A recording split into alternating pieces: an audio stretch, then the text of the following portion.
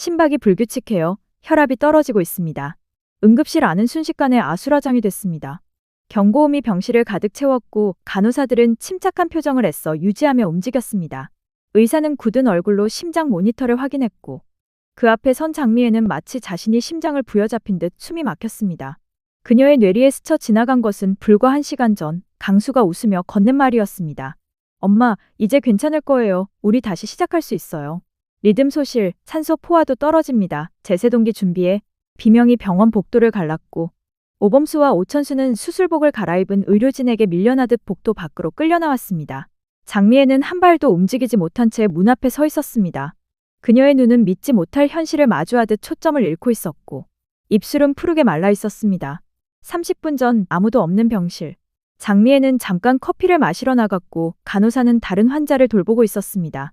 간병복을 입은 누군가가 링거 스탠드 옆으로 다가갔습니다. 새로운 링거 백이 걸렸고 그 사람은 마치 유령처럼 사라졌습니다. 아들, 자신이 겨우 다시 일으켜 세운 아들이 지금 그 안에서 죽어가고 있었습니다. 심장 발작, 몸이 회복되어 가고 있는 그 순간 너무나도 갑작스러운 일이었습니다. 이 고요했던 병원, 그 어떤 전조도 없었습니다. 그는 불과 몇 시간 전까지 정상이었고 체온, 맥박 모두 문제가 없었습니다. 문제는 단 하나, 링거 수액이 교체된 시간. 그 시각 병실에는 장미애도 간호사도 주치의도 없었습니다. 그리고 누군가가 그 자리에 있었습니다. 흐릿한 화면 속에서 간병복을 입은 실루엣 하나가 병실로 들어가는 모습이 포착됩니다. 하지만 얼굴은 보이지 않습니다. 그 시각 도심 외곽의 한 낡은 여관방 안. 독고탁은 탁자 위에 놓인 작은 약병을 뚫어지게 바라보고 있었습니다. 그는 말없이 한 모금 술을 들이켠 뒤 약병을 천천히 쥐었습니다. 살려준 것만 해도 다행으로 알아야지. 그의 중얼거림은 감정도, 망설임도 담기지 않은 기계적인 독백이었습니다. 그가 바랐던 건 오광수의 죽음이 아니었습니다. 오히려 아슬아슬하게 살려두는 것이었습니다. 완전히 끝내버리면 더는 쥐고 흔들 카드가 사라지기 때문입니다. 죽지는 않았지만 의식이 돌아오지 않는다면 그 또한 독고탁에겐 유용한 결과였습니다. 이래도 다시 내 앞에 설 수 있을까? 오광수. 그는 휴대폰을 꺼내 통화 기록을 확인했습니다. 화면에는 셀이라는 이름과 그 아래 여러 번의 부재중 기록이 떠 있었습니다. 하지만 그는 아무런 반응도 보이지 않았습니다. 오히려 가볍게 미소를 지으며 통화 기록을 삭제해버렸습니다. 그 순간 휴대폰 화면에 새로 도착한 뉴스 속보가 떴습니다. 단독 신라주조 전 대표 독고탁 병원 CCTV에 포착. 독고탁의 미간이 찌푸려졌습니다. 벌써 냄새를 맡았나? 그는 빠르게 휴대폰을 끄고 TV 리모컨을 들어 채널을 돌렸습니다. 뉴스 화면에선 기자가 이렇게 말하고 있었습니다. 현재 병원 측은 경찰의 수사를 의뢰한 상태이며 병실 출입 시간대에 촬영된 영상에서 신원 미상의 남성이 포착되었다고 밝혔습니다. 해당 인물은 고의적인 침입일 가능성도 배제할 수 없어 경찰은 신라주조 전 대표 독고탁 씨와의 연관성을 확인 중입니다. 기레기 새끼들 빠르긴 하네. 그는 혀를 차며 침착하게 창밖을 내다보았습니다. 아직 끝난 거 아냐? 내가 누군데? 다음날 아침 장미애는 병원 중환자실 앞에서 대기 중이었습니다. 밤새 한숨도 자지 못한 탓에 그녀의 얼굴은 창백했고 두 손은 미세하게 떨리고 있었습니다. 세리는 말없이 그녀 곁에 앉아 있었고 둘 사이엔 무거운 침묵만이 흘렀습니다. 잠시 후 담당 의사가 병실에서 나와 말을 꺼냈습니다. 환자 상태는 여전히 위중합니다. 심정지 이후 회복된 건 기적에 가깝지만 독성 물질의 정체가 확인되기 전까지는 섣불리 안심할 수 없습니다. 장미애는 조심스럽게 물었습니다. 혹시 그 약물이 외부에서 투입된 게 확실합니까? 의사는 고개를 끄덕였습니다. 내부 오염 가능성은 없습니다. 환자의 팔 정맥 주사 라인에 외부 자극 흔적이 있습니다.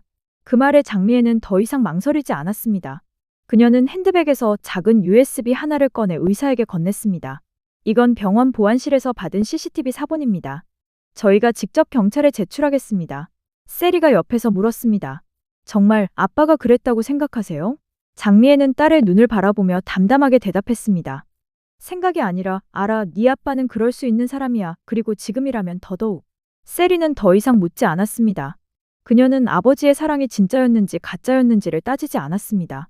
이제 중요한 건 오광수가 깨어날 수 있을지, 그리고 다시는 누군가가 그렇게 쓰러지지 않게 막을 수 있을지 그것뿐이었습니다. 장미애는 고개를 들고 조용히 말했습니다. 이젠 우리가 먼저 움직일 차례야. 독고탁 끝까지 가보자. 그녀는 입술을 앙다물고 중얼거렸습니다. 이번엔 절대로 안 봐줄 거야. 그녀의 눈동자는 다시 살아나고 있었습니다. 피로 물든 정이, 가족을 지키기 위한 복수. 그 모든 것이 하나로 뭉쳐지고 있었습니다. 그 순간 그녀의 핸드폰으로 메시지 한 통이 도착했습니다. 다음은 너야 장미애. 강수는 예고편에 불과했다. 장미애는 휴대폰을 보며 처음으로 웃었습니다. 하지만 그 미소는 얼음보다 차가웠습니다. 예고편이라고? 그럼 이제 본편을 시작해볼까? 그 기사 단순한 의혹 제기가 아니었습니다. 오강수의 병실에서 회의처럼 열린 비공식 회동. 장미애는 새벽까지 병실을 지키며 회견 준비보다 더 긴박한 작전을 세우고 있었습니다. 침대에 누워있던 강수가 힘겹게 몸을 일으키며 말했습니다. 엄마, 이제 더 이상 당하고만 살 수 없어요. 제가 직접 나서겠습니다. 장미애는 아들의 손을 잡으며 고개를 저었습니다. 아니야, 강수야. 이번엔 내가 지켜줄게. 진짜로. 조작된 자료입니다. 문서 형식도 내부 양식과 다르고 사용된 회계 코드도 과거 기준이에요. 일부러 옛 파일을 편집한 겁니다. 오범수의 말에 장미애는 고개를 끄덕였습니다. 독고탁이 손을 댔다는 증거는 없지만 의심스러운 연결점은 있습니다. 그녀는 테이블 위에 몇 장의 사진을 펼쳤습니다. 사진 속엔 최근 퇴사한 신라주조 계약직 직원이 모처에서 익숙한 얼굴과 만나고 있는 장면이 담겨 있었습니다.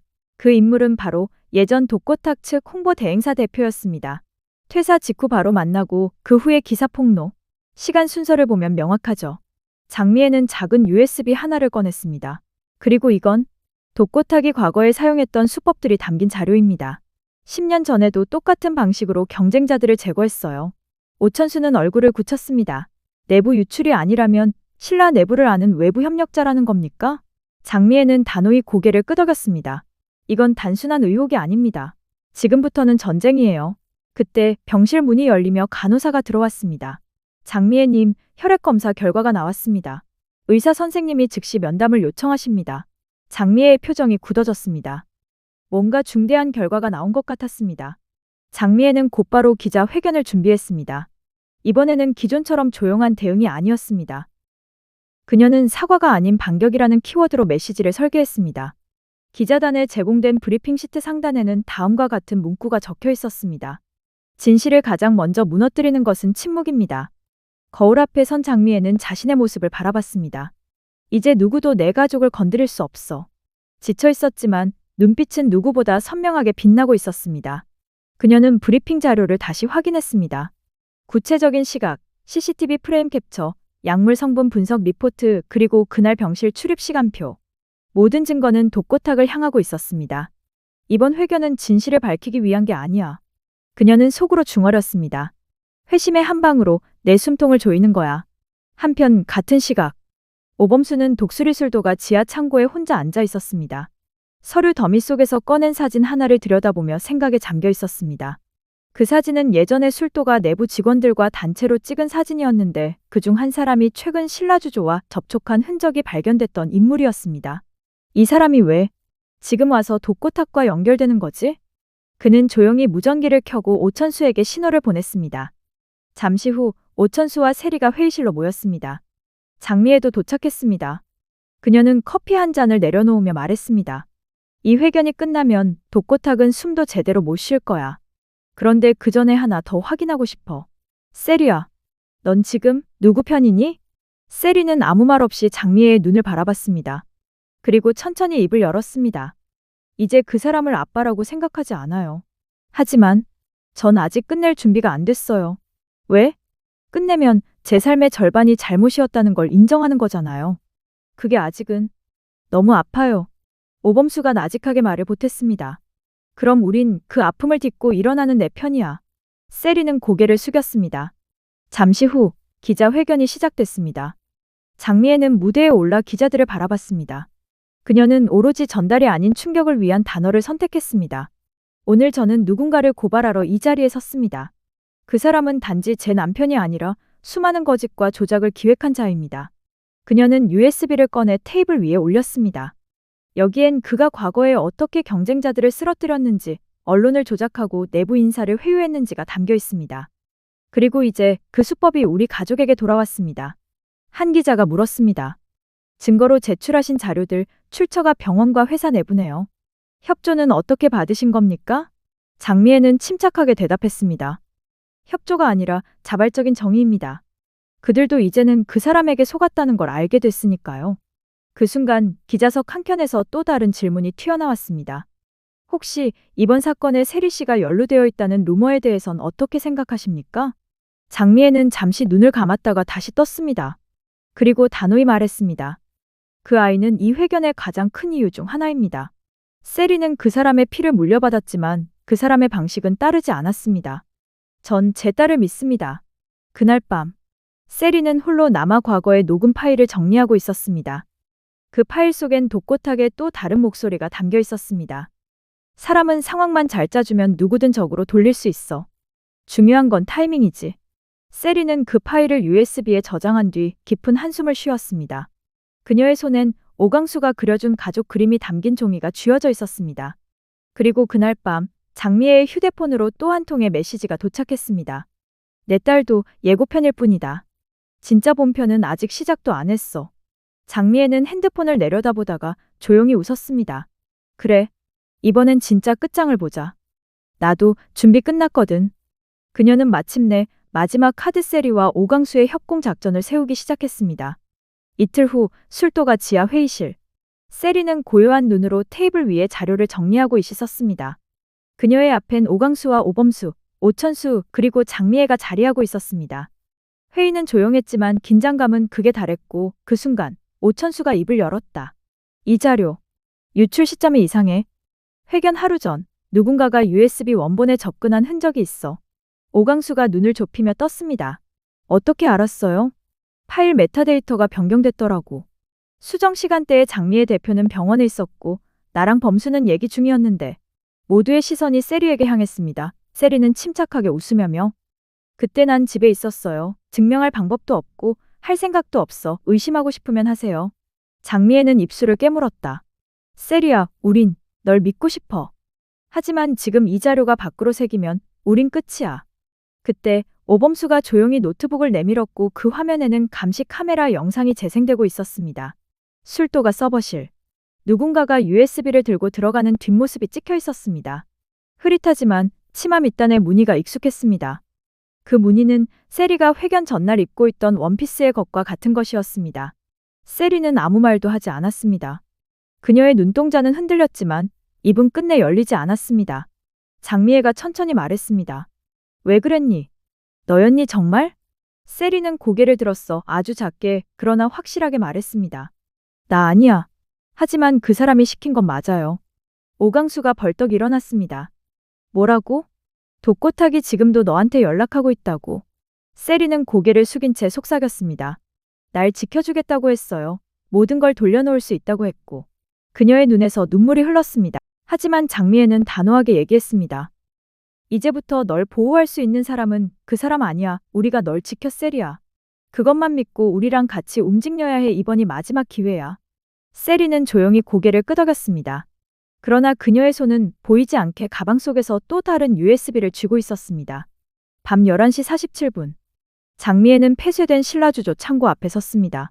전기조차 끊긴 그 공간은 마치 세상의 끝처럼 고요했고 등 뒤에서 바람이 서늘하게 불어왔습니다. 철문은 삐걱이며 그녀를 받아들였고 중앙 전등 하나가 간신히 공간을 밝혀주고 있었습니다. 그리고 그 안에 독고탁이 앉아 있었습니다. 두 눈은 핏발이 서 있었고 손끝엔 낡은 라이터가 덜덜 떨리고 있었습니다. 왔네, 당신답게 아무도 데려오지 않고. 장미애는 조용히 다가갔습니다. 이게 마지막이지. 끝장을 보러 왔어. 당신이 그토록 피하고 싶어하던 진짜 결말이야. 독고탁은 비웃듯 말했습니다. 결말? 내가 원하는 건 언제나 시작이었어. 널 무릎 꿇리고 모두가 날 두려워하게 만드는 시작. 넌 그걸 막을 수 없어. 그는 바닥에 USB 하나를 던졌다. 이 안에 뭐가 들어있는지 알지? 널 무너뜨릴 얘기야. 내가 숨기려 했던 것들 내가 다 모았어. 난 아직 끝나지 않았어. 장미애는 그 USB를 집지도 않고 그의 눈을 바라봤습니다. 그거 하나면 다 끝난다고 생각했어? 아니, 넌 이미 끝났어. 사람을 잃었고 딸을 잃었고 모든 걸 잃었어. 이젠 아무도 널 기억하지 않을 거야. 그 말에 독고탁의 눈빛이 흔들렸습니다. 그는 억지로 웃었습니다. 넌 아직 날 몰라. 나는 그 누구보다. 그 순간 발소리가 어둠을 가르고 다가왔습니다. 세리였습니다. 세리는 아버지를 똑바로 마주보았습니다. 아빠, 나 여기 있어. 그토록 붙잡으려 했던 딸이 지금 앞에 서 있었습니다. 근데 날 무서워하네. 왜 그런 줄 알아? 아빠가 잃은 게 뭔지 깨달았으니까. 독고탁은 처음으로 눈을 피했고 세리는 더 가까이 다가갔습니다. 난 아빠를 증오하지 않아요. 그 감정조차 아까워요. 이제 아빠는 나한테 아무것도 아니에요. 장미애가 조용히 입을 열었습니다. 이게 진짜 종말이야. 불 붙일 용기가 있다면 붙여봐. 하지만 그 불은 너 자신만 태울 거야. 이젠 우리 두려울 게 없어. 독고탁은 주먹을 불끈 쥐었다가 허공에 힘없이 떨어뜨렸습니다. 아무런 불꽃도 피우지 못한 채 조용히 그는 무너졌습니다. 두 손으로 얼굴을 감싸보지만 입술은 부르르 떨렸고 숨소리는 얕고 불안정했습니다. 모든 계획, 모든 위협, 모든 조작은 눈앞에 세 마디에 무너져 버렸습니다. 우리는 당신을 기억하지 않을 거야. 앞으로도 계속. 그날 밤 창고의 문은 다시 천천히 닫혔습니다. 장미애와 세리는 서로의 손을 잡은 채 천천히 그를 떠났습니다. 그리고 그 안은 타지 못한 증오, 그리고 앞으로 잊혀질 한 남자의 뒷모습만이 조용히 남아 있었습니다. 지금까지의 내용은 개인적인 상상과 해석이 담긴 뇌피셜 리뷰로 실제 방송 내용과는 차이가 있을 수 있음을 알려드립니다. 많은 사랑을 받으며 따뜻한 이야기로 시청자들에게 감동을 전하는 KBS 주말 드라마 독수리 오형제를 부탁해는 매주 토요일과 일요일 저녁 8시에 방송됩니다. 여러분의 많은 관심과 시청 부탁드립니다. 이 영상이 재미있으셨다면 구독과 좋아요, 알림 설정까지 부탁드립니다. 작은 클릭이 큰 힘이 됩니다. 함께 해주셔서 감사합니다.